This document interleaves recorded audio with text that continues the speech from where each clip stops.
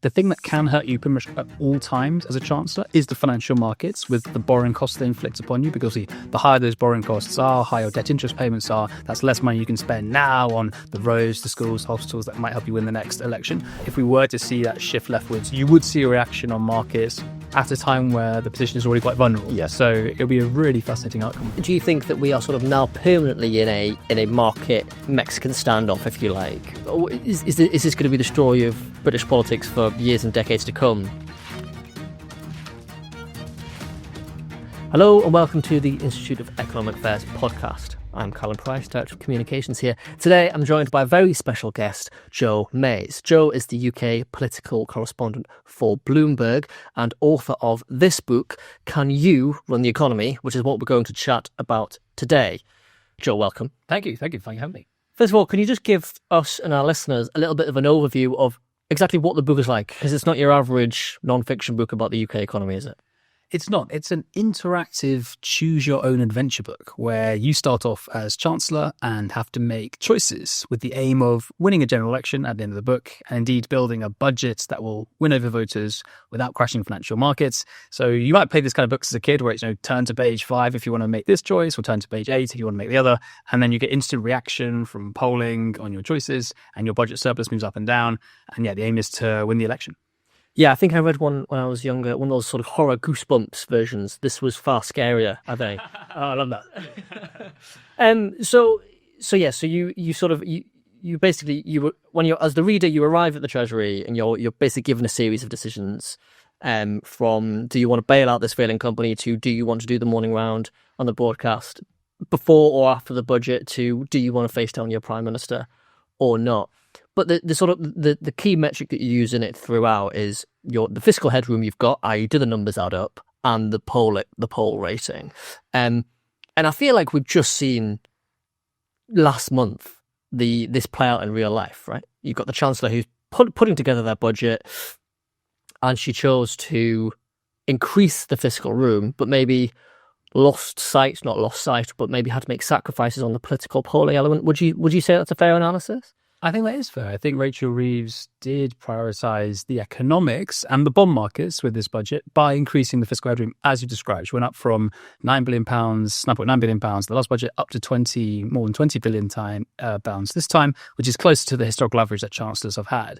And you don't really win any immediate votes for doing that. And the story you tell about why you're doing that is not as attractive a story as you might be able to sell with perhaps extra spending or a tax cut. So clearly, this wasn't a pre-election budget, if you know what I mean. It was a budget for the longer term with perhaps a view in a few years' time to set yourself up to maybe cut some taxes or do some more spending. But you need to have the kind of war chest now to do that. So yeah, for me, that was the focus, with a slight kind of caveat of there was also evidently measures to satisfy Labour MPs, and then we saw the scrapping of the two-child benefit cap. For me, that's that kind of measure. You do need stuff to keep your backbenchers on side, and I think that's what was going on there. But no, I agree, definitely a budget for the markets, a budget focusing on the economics. So maybe if you wrote a second edition, you'd have a third column, which is sort of votes in Parliament, and whether that goes up or down as per each decision that you have to make. Yeah, I mean, in the book, your public approval rating is something that MPs respond to and the Prime Minister responds to. But you're right, you can almost have it as a separate kind of proxy metric you do need to care about as Chancellor. I'll have to do that for the update. So do you think then that this is how the Treasury works, right? So they basically are constantly worrying about the headroom, obviously constantly worrying about their poll ratings like any politician, but there's always that latest update on growth figures, what that's going to do to the headroom, what that's going to let you do at the budget. Because effectively the Treasury it's not like a lot of government departments that make announcements once every week or once every other week. They have one big budget, maybe the spring statement as well. It's just a constant drumbeat. So what will Rachel Reeves already be thinking about next year's budget? I think she will be. I think an interesting question to ask is what can hurt the Chancellor at any given moment? And the thing that can hurt you pretty much at all times as a Chancellor is the financial markets with the borrowing costs they inflict upon you, because the higher those borrowing costs are, higher debt interest payments are, that's less money you can spend now on the roads, the schools, hospitals that might help you win the next election. But crucially, the public can't really hurt you, right? You have the insulation of the fact that the election is coming in a few years' time. So that's why my sense is that's why Rachel Reeves did a budget for the bond markets, because she's trying to stop the pain she's currently feeling of having highest borrowing costs in the G7, get those debt interest payments down. So yeah, that's the kind of the way in which I think about why chancellors are doing what they're doing and the pressures they face. That's a really good way of putting it. And it's effectively, and the book is an excellent illustration of it. It's public choice theory illustrated really well. It's sort of what are the incentives moving this person who is pulling these levers of power in whichever direction. And in this, you really illustrate really clearly how it's polling and it's the headroom and therefore the bond markets. And that's exactly the decisions that led to what we saw in November. The smorgasbord of tax rises. I mean, I think you're correct to mention that because we're this far away from the election, it wasn't necessarily public polling that they were worried about first and foremost, but it clearly came into the decision to go for a smorgasbord of tax rises rather than the income tax rise, do you think? Yeah, I think that this budget, as we said, increased the headroom. Now, if you're a voter who perhaps don't always follow Westminster and you read the newspaper and you see that Rachel Reeves has frozen income tax thresholds, which raises a significant sum of money, and she put up lots of other taxes, and you ask the question, well, why did she do that? And my sense is that Rachel Reeves could have been a little bit bolder and specific about her reasoning in terms of, I'm doing this to stabilize the public finances and put myself in a much better position than I was before. Notice the messaging around the November 4th press conference was there was a big black hole in the public finances, effectively, and that's why we need to raise the tax. And clearly she got into trouble after the event when the OBR timetable came out and showed that she was in a surplus on the fiscal rule, down from where she was, that 9 billion, but actually in positive 4 billion. So, but she could have been, I think, a lot more upfront about that and said, look, I am meeting my fiscal rule, but with very small margin. So it'd be much better if we had a lot more breathing space against that. We are in a time of global economic headwinds, uncertainty. And I almost think that fronting up with the public about that choice might have gone better. I think if you say to voters, we need a rainy day fund, that's prudent management of the economy, I think people would have bought that and they're like, okay, yeah, we need to do that. So that's why, these choices sound reasonable. So I think the storytelling was very difficult around this budget because they had to come up with a justification for why they were raising taxes. They went down the route of the big black hole, the OBR downgrade, which clearly was a problem, but it meant that it had this messy post-budget outcome. Do you think, I was going to touch on this later, but let's go to it now, because I think that the book really gets to the heart of there being a tension between what is maybe the sort of fiscally prudent or economically prudent thing to do and what the voters would want, which is sort of what you're getting at. Maybe it would have been better to front up these decisions. Do you think there always is a tension there between what's fiscally prudent and what voters want? Or do you think there is a way you can say, actually, sorry, we can't quite afford this, and voters will accept that and almost like that?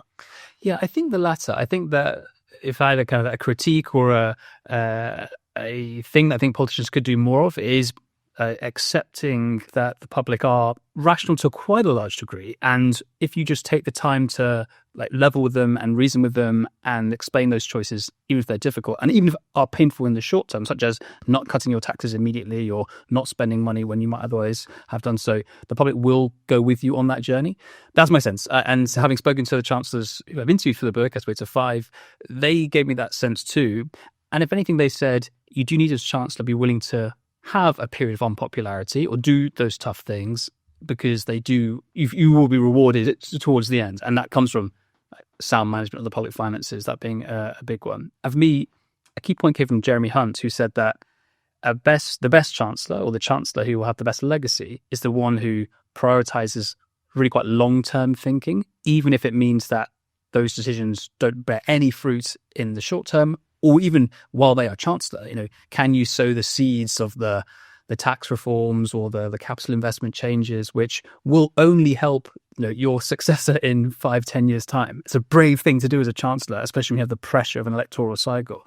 So that stuck with me. I think that history does look more kindly as chancellors who make those kinds of decisions, resisting the short-term pushes. Do you think, going back to the public choice theme, do you think that our system is built towards incentivizing those long-term decisions enough? Or do you think that the 5-year forecast model and the fact that we're a democracy that has to run elections, which maybe we wouldn't want to get rid of, but do you think our system is geared enough towards those long-term decisions? I don't think so. I think that the pressure, like you say, of the OBR 5-year forecast, of the electoral cycle being 5 years, it does make it really hard as chancellor to justify decisions to your prime minister, to your cabinet that are in tension with that timeline. So yeah, I think it's definitely very hard. But clearly there are trade-offs there where if you wanted to move to a model where you have, say, a 10-year timeline on it, you lose some of that democratic accountability because you're saying we should stretch out the kind of time period of which chancellor can make choices. So yeah, there are trade-offs there. But yeah, I wouldn't say you'd say our political economic system is set up with long-term growth as its focus, those are the institutions and the pressures that politicians face. Mm-hmm.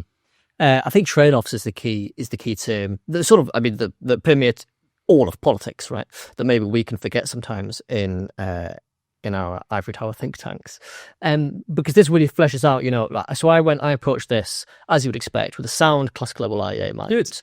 I think I ended up with a fairly good surplus, but obviously I lost the election, unsurprisingly. But because it really does illustrate that there are lots of, it came to the point about whether you'd want to raise taxes on sin taxes on tobacco and gambling and that sort of thing.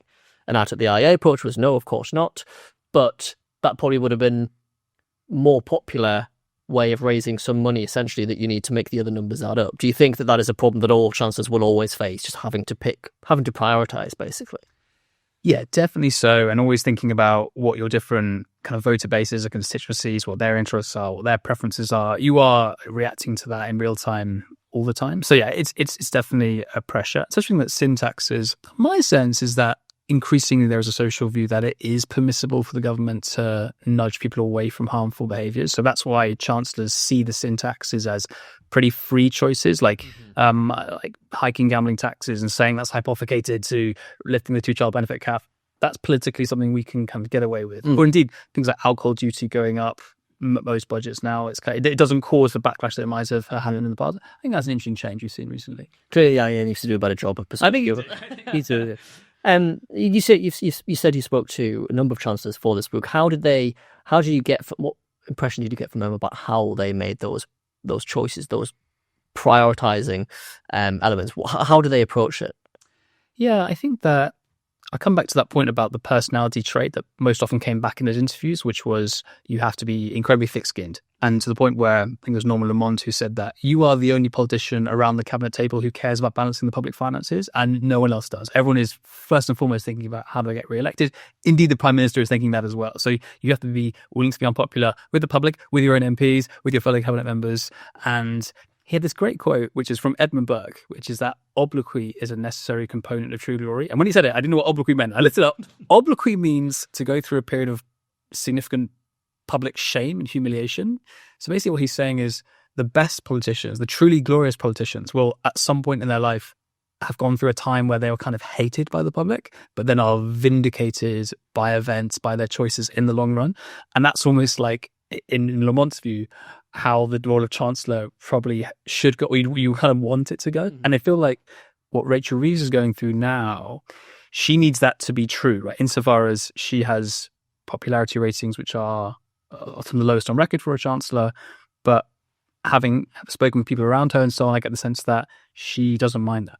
Insofar as what matters to her is how popular am I in 28, 29, right? So I think she wants to do what George Osborne did, which was, become Chancellor in 2010, have his worst budget in 2012, the Omni Shambles, and then win the 2015 general election as a Conservative Chancellor. So I think Rachel Reeves is like, I want to do the same kind of trajectory where she knows, the popularity rating is bad now, but through her choices, she hopes that she'll be vindicated come 29. And presumably that, on her own terms, that is basically predicated on whether they are able to deliver any form of economic growth by the end of this Parliament. It's certainly a message that we at the IEA are entirely on board with, but are very sceptical of whether they're doing enough to do it. I mean, what's the vision?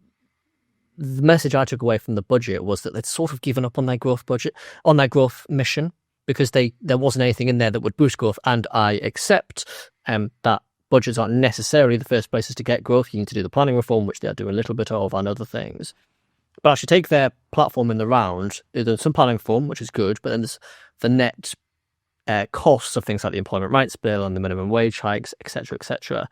And the fact that they are now forecast to not get any economic growth. Where does Rachel Reeves think that popularity is going to come from? Yeah, it was one of the most amazing things in the OBR documents, that line which said, we found nothing in this package to make us upgrade our life measures. And indeed, the way that the US tariff mitigation deal, the EU reset, indeed the India deal, none of those were enough to factor enough for the OBR. So I think the line from the Treasury is that they still hope those things might get scored in future. So, but they know that what you've said is correct insofar as there wasn't a big growth package at this budget. When I spoke to Rachel Reeves for the book, she told me a couple of interesting things. One was that every weekend she takes a binder home with 100, well, home is number 11 Downing Street, but she works on this binder at the weekend of 100 growth measures that are being kind of worked on across government. Most of them don't sit in the Treasury. There are things like things that DEFRA are doing, things that are going on in the Home Office, planning, housing, local government, what kind of developments happening, infrastructure, Department for Transport. And so she sees herself as almost like a enabler, facilitator across Whitehall, trying to push these big measures through. So she knows that has to be a focus for her. And indeed, her move to only go to one fiscal event a year, she sees that as a pro-growth thing, because she says too much time is spent in the Treasury on tax and spend policy when you have two fiscal events. So every 6 months, the Treasury is always thinking about, okay, the next fiscal event. And so in her view, there's too much institutional gaze on the public finances and not on how do we grow the economy. So I think the Rachel Reeves answer is, I'm working on it, right? Like I'm trying to move the super tanker of the Treasury around to get growth. Then there's a really interesting kind of philosophical question, and that was something that Norman Lamort brought up in his interview, which was, to what extent can governments even drive growth? Mm-hmm. To what extent is actually exogenously driven by the tech revolution, AI, for example, being the obvious one that comes to mind. So there's a world, I suppose, where Rachel Reeves is kind of hoping for something to come up. She's hoping for some global upturn in the economy, and can she do like a somewhat a la New Labour, Gordon Brown style ride a nice tailwind towards growth. My sense is that's probably the most likely way in which they get to the growth that they need to, really kind of revolutionize public services and make voters feel like, wow, my life has got so much better under this Labour government. Because it is hard to think and to see so far what is the intervention they've made, which will mean that the growth rate is 3% come 28, 29.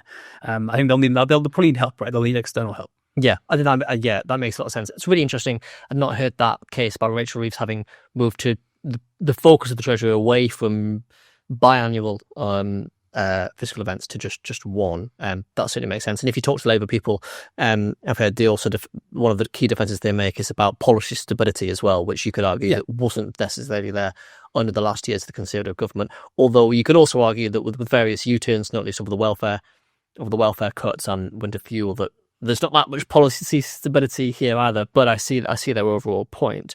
And certainly with the IEA would agree with Norman Lamont about government doesn't create growth, but you can fix the foundations of the economy so that they don't hamper growth, not least. I mean, we always talk about planning. We won't get into that now, but planning being the main one, I think they could go further on that. But also, would you not expect the Chancellor to make some relatively pro-growth tax changes in their one tax and spend moment of the year? Yeah, I mean, I think that I'm sure the Treasury has those kinds of ideas. It's just a case of when do they land them? Are they ready to go? Is the political moment right? Those factors into consideration. So on the fiscal events point, there's a counter argument, and that counter view was strongly expressed by Jeremy Hunt when I interviewed him, which he said that you want two fiscal events because fiscal events, when you're most powerful as a Chancellor, is when you can get all of government to do stuff for you, basically. Yeah. One of his Hunt special advisors told me how everyone in government knows that the budget or the spring statement has to go well. So you become the most powerful person in government in the weeks and months before a fiscal event. So Reeves has given that up by only having one major fiscal event. So we'll see whether that works for her, you know what I mean? So there are trade-offs with that decision as well. Yeah. Talk us through some of your favourite decisions in the book. So I think the first one you're supposed to make is, do you want to bail out this failing company? Something you have to make immediately. And the second one is, do you want to give a pay rise to the unions? I said no to both of those things. You'll be shocked to learn. But there's some other really interesting ones in there. Which ones were your favourite to write about?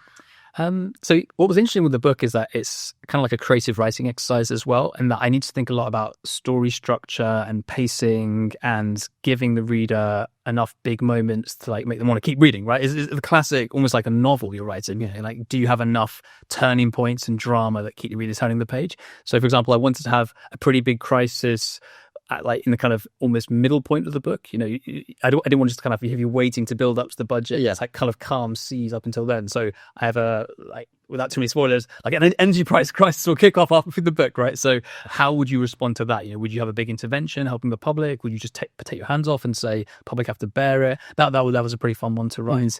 And then, in the build up to the budget, I enjoyed giving the different scenarios you face, whether it's all the different tax decisions you have to make. But some of the more colourful ones, like you talked about, like, do you do the broadcast round? How do you respond to the Today programme when they're asking questions? Like, the kind of fun colour that would come about as being Chancellor. Foreign travel as well. Like, do you want to go to there's trade deals? Do you want to sign a trade deal with the United States, for example? Yeah. A very topical issue.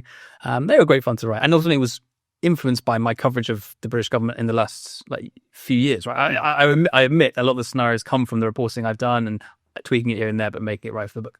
The other thing that really comes out is the relationship between the Chancellor and Number 10, which the Prime Minister sort of portrays this. It plays this sort of the political overlord of it. The sort of, we must think about the politics. First and foremost, we have an election to win because it's sort of all set relatively soon before an election. What did you learn about the relationship between a Chancellor and a Prime Minister in writing it and in speaking to those Chancellors? For me, this was the most interesting question because I thought, clearly, when you're Chancellor, you're this incredibly powerful figure. But what is it like with the PM? As in, ultimately, the PM has final say, right? And how do you manage that? If you think X and the Prime Minister thinks Y, how do you resolve it? And basically, the feedback I got from the interviews was it's a relationship you have to work very hard on. And you don't see each other as much as you might think because you both have very busy diaries. And I think Jeremy Hunt said he had a bilateral with Rishi Sunak perhaps once every 2 weeks or something like that. And they're very heavily prepared meetings. You have staff from both sides. He was officials, teams of officials, memos, minuted and so on. So it's almost quite formalised. Something that Jeremy Hunt said was that it's exceptionally important that you never give the public any sense there's division between you. So you have to keep a very united front. Because once it gets out in the press, it gets fueled and becomes the big story. And again, it's very hard to repair any kind of divisions. And Jeremy told me that him and Rishi did have some quite big disagreements, but he's very glad that it actually never came out. They always presented a very united one as a team. So I think that's important. It helps if you're on the philosophical same page, right? If you both are aligned on what the big vision is.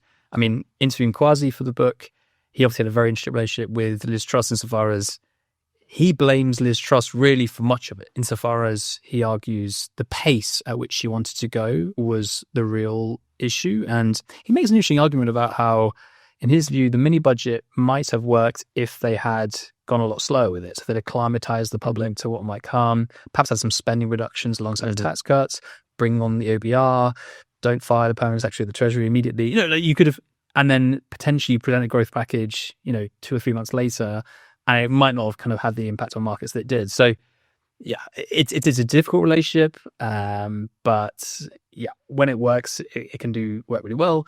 But yeah, you have to be on the same team. Yeah, and the philosophical point is a really interesting one. I think Rishi Sunak wrote a column in the Times about criticising Reeves's regional decision last year to leave a relatively small amount of headroom, and he talked about when he was Chancellor having didn't want to let there be that too much headroom because his neighbour next door, i.e. Boris Johnson, as soon as he saw the headroom, would just want to spend it.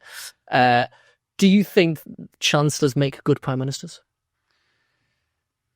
I think they do. I think that having that understanding of what the public finances require at any given moment and knowing the pressure that your Chancellor is under is a good thing. I think that it's a recipe for bad outcomes when you have prime ministers who don't give chancellors that kind of respect and authority and license on keeping stability in the public finances. I remember Norman once telling me how Margaret Thatcher was very keenly aware that when you're prime minister, your title is First Lord of the Treasury. You are, strictly speaking, you are the person in charge on the money.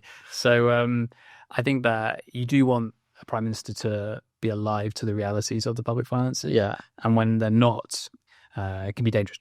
Or just do what reports suggest that Tony Blair, Gordon Brown, and Tony Blair just let Gordon Brown do it. Left them to it. I was thinking a few days ago how there's always a bit of that with this government insofar as Keir Starmer likes being on the international stage and takes every opportunity and is focusing a lot on Ukraine. And you do get the vibe that Rachel Reeves has given a lot of kind of sway over economic policy. And if anything, what happened to this budget was with the budget board that was created, it felt like Starmer was kind of slightly re-engaging a bit more.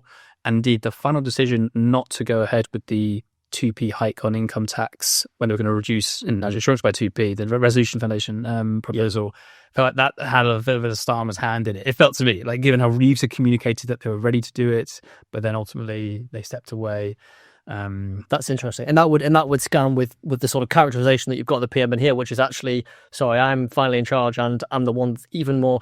You're political chancellor, but actually I'm the real political one here. Yeah, because you also sat around with Treasury officials all the time who really want to make the numbers add up. Yeah, my sense is that Reeves would have liked the headroom to be even bigger. So if you look at the numbers, if she had gone ahead with that income tax move, you're adding another, say, 6-7 billion to the headroom. That would have been headroom up towards 28-29 billion. Markets would have loved that. Markets would have really gone, wow, this is a chance who really cares about economic stability. And you could have seen the borrowing costs come down quite significantly. I think that was what Rachel Reeves wanted to do.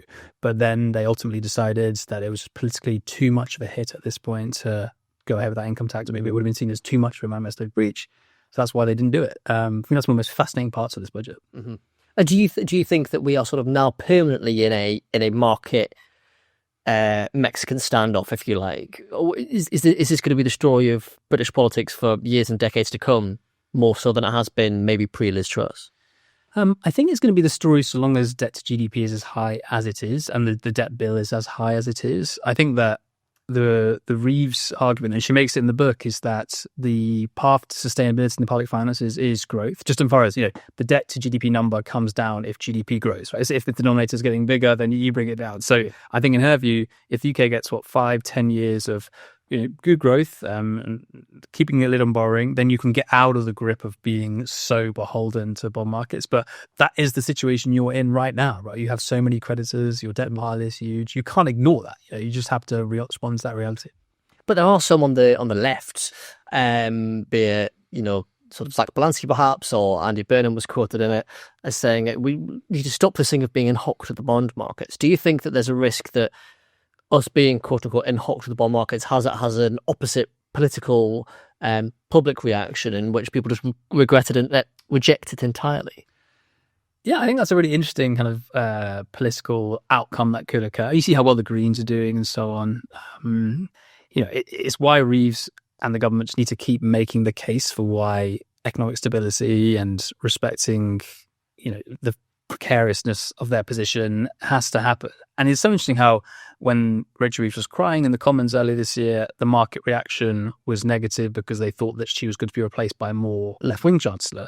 And so Reeves kind of has the backing of bond markets in that way. And yeah, I think that if we were to see that shift leftwards, you would see a reaction on markets at a time where the position is already quite vulnerable. Yeah. So it'll be a really fascinating outcome if that ended up. It's probably the biggest thing protecting Reeves' job at the moment, isn't it? I remember when they did the reshuffle earlier this year, they sort of said, we're doing a reshuffle, but the chancellor's not going anywhere immediately. Exactly. This government really cares about markets as they need to. Yeah. It's definitely something working in her favour. Yeah.